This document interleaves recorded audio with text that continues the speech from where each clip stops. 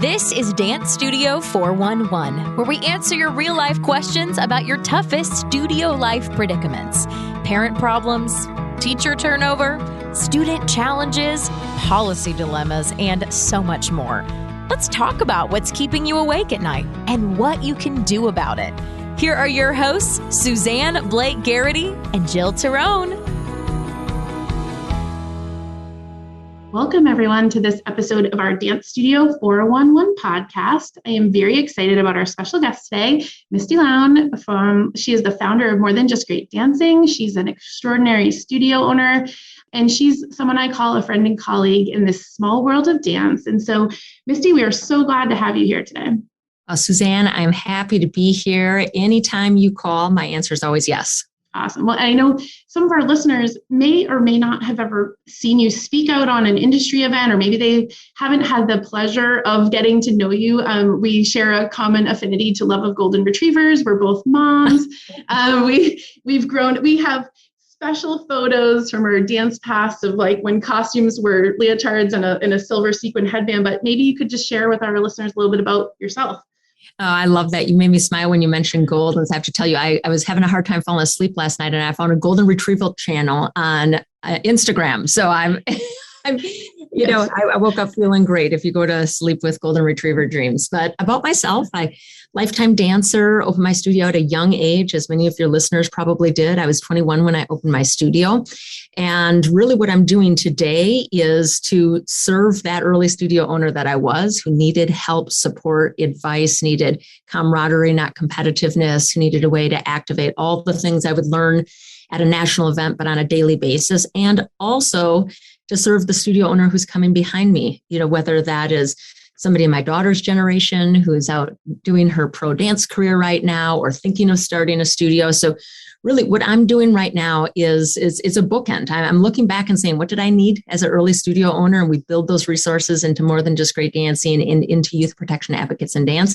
And I look ahead and I say, how is the industry changing and what's going to be needed in the future so that dance studios and the dance studio industry can be healthy and sustainable and continue to do its great work, but in a better way. Awesome. Yeah. And I know that we've been at this, helping dance studio owners for a while now. And I think that we're in the uncommon hour of times we've never seen before. And you've been so instrumental in our industry, guiding us through the early stages of the pandemic, where it's just so shocking. And, you were really comforting to owners and the ecosystem of the dance industry, which we all rely on one another, from the vendors to those providing, competitions and conventions to all of everything in between. And I think what I wanted to focus on with this episode with us is, sort of like what's on the hearts and minds of dance studio owners right now, and how are you helping to guide them through this, what I'm calling like that uncertain next phase? Yeah. So I think there's three things that I hear very consistently, and I'll just start with the concern that never goes away. Fall is coming, how's enrollment, right? I mean, every year I take calls from studio owners that will say, I just don't know, enrollment doesn't look good. And I always respond by saying, but what was enrollment at this time last year? Not this time compared to recital, right? So let's just say maybe you had 400 students at recital and you're looking ahead to fall. It's the middle of summer and you say, or it's the end of summer, you say, I only have 200 students. Well, compare it to where you were on this day last year, not compare it to where you were at recital, right? So I think that's an ever-present concern of studio owners as we transition into a new school year is, are the kids going to come back? Will there be the support of the parents? I think the second thing that we're facing is if we pick our eyes up from the studio and we look around at the national culture and climate, we say, how do we navigate a high pressure economy and a changing world? So, we're looking down at our business, we're looking up and saying, am I going to be able to communicate the value that is dance in these economic times when parents, what were Wall Street issues are now Main Street issues, right? The price of gas is a Main Street issue. That's a conversation at a kitchen table, where maybe the price of stocks at Wall Street isn't, that's not the same type of family concern. The price of gas is. Hearing about inflation on a regular news loop, that becomes a kitchen table conversation.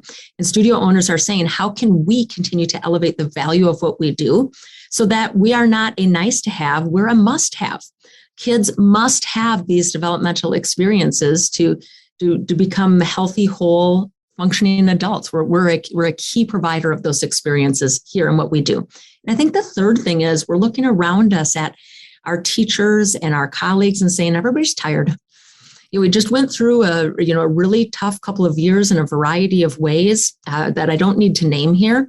So I think that's what's happening. We're looking down to the ordinary concerns. We're kind of looking up to the larger world and saying, how do we navigate? And we're looking around and saying, how do we do both of those things when, many of us are just feeling an extra layer of tired. And it's the kind of tired that maybe a good night's sleep doesn't fix right away. I agreed. I'm sure that all of our listeners are shaking their head right now. And so I think the next best question is that, how have you found with especially the members you serve are extraordinary studio owners, from the new startups to those transitioning out? I mean, sometimes people say, press on the gas harder. Are you giving advice to say, reevaluate? Like, what kind of tips are you giving people in that predicament that are like, I'm just genuinely exhausted? Yeah, it's such a great question. I mean, I think I'll just address it in the 3 layers that I just spoke about. One, when you're looking at your business, I say, just please look at facts and not through the lens of emotions. Again, look at that enrollment, what it was this year over last year, not this year versus recital. Look with a sober mind about, are your programs set up for success? Is your teacher training set up for success? Did you fix the maybe broken pieces of your price structure during the pandemic that maybe you needed to do 5 years ago, but maybe that pushed you forward, or maybe you didn't and you actually do need to do that now? So we say, let's just really look and say what needs to be done practically with the pieces we control, right? Then we look up to the larger world and we see what's happening. And I do say, yes, this is the time to double down on your messaging, that dance is one of the most valuable activities that a child could participate in. You have scads of stories of kids whose lives were radically changed and forever transformed by their involvement in your programs. This is the time that we really double down on bringing those stories forward. And, maybe your messaging goes from dance is fun and we meet friends, which is true, to dance changes lives and creates life skills. And it's the one thing that you don't leave behind if you're making economic-based decisions about activities for your kids, right? Yeah. So we become more hopeful when we feel like there's something we can do about things, right? So looking down at your business, we say, what really is going on here? What can we do? And there's always something you can do. Looking up, we say, how do we communicate that this is necessary? Not nice to have, and we double down on that messaging. And looking out around us, we do the same thing that you and I were just talking about. We love on our staff. We acknowledge that things have been hard, and how do we put just a little extra elbow room in your schedule this summer so you can rest and repair and restore? How do we focus on joy? So more than just great dancing, our member rally theme this summer, our annual leadership conference, is joy. The theme at my studio is choosing joy. And we're really just focused on all that is still bright and beautiful and enduring and good and great in the industry. But everything I just said is focusing on where we have choice. We have choice about looking at our business and how we look at it. We have choice about how we message to the marketplace. We have choice about how we develop themes and culture and climate inside of our studios. Yeah, it's awesome. And I always say that, if you're blessed enough and lucky enough to have lived through a couple, what I would call cycles or eras of this industry, you're going to need to bolster your heart and your mind to get through it, right? We've talked, it's sort of like, it's not if, it's when. And so I think change management and this concept of change is something I'm very passionate about, transitions and stuff. And sometimes I think, and I'm sure you've seen it too, is that things like this help us really step back and say, what am I doing? What do I want from this? Recreating. I know you did a great training on this with some members. It's sort of like, why are we working so hard? Because there's no doubt everyone listening to this, you're driven, you're determined, you're a hard worker. No one's questioning your work ethic, but now we need to start to take a minute and say, why am I doing this? And what do I want? I love that. I want to point out, and every listener could go find it. I just saw it this week. It was from Duke, I believe. It was the women's head basketball coach, and she had a 2.5-minute talk that was put out. It's probably trending viral by now, but it said the goal is to do hard things well. And what she was saying in that speech is the goal is not to get through the hard thing to hit the easy times. The goal is to get through the hard thing, and the reward for that is you do hard things well and you get a harder thing. that's something we've been communicating with our members and with our students and families at the studio. Of course, we want to rest and repair. Obviously, if you go through something hard, take time to rest and repair.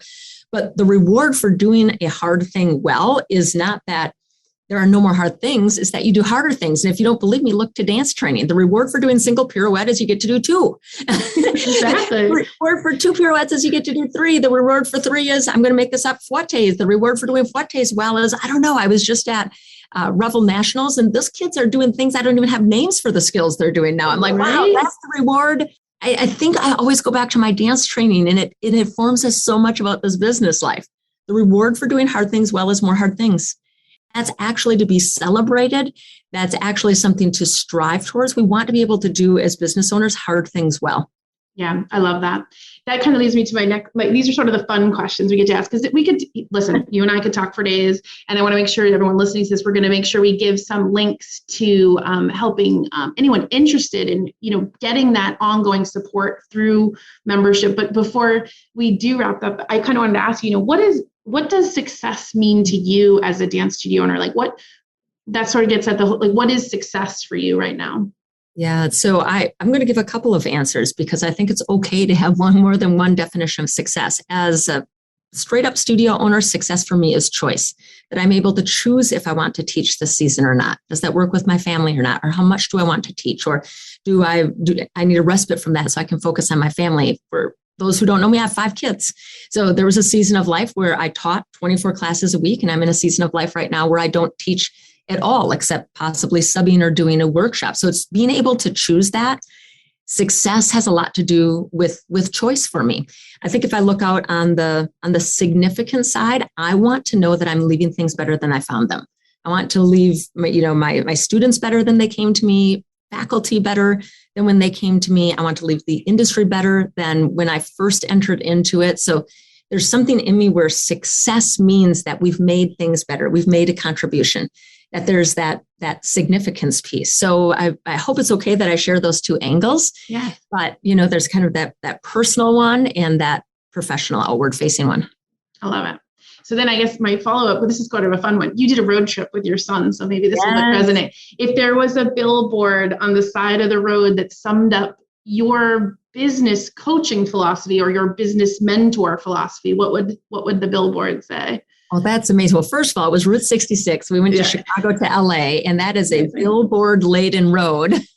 It's a very cool thing that you did that. It's amazing. I think I would have to go back to, success is yours. You get to define it. That's something we're really big about at More Than Just Great Dancing. It's not a cookie cutter program.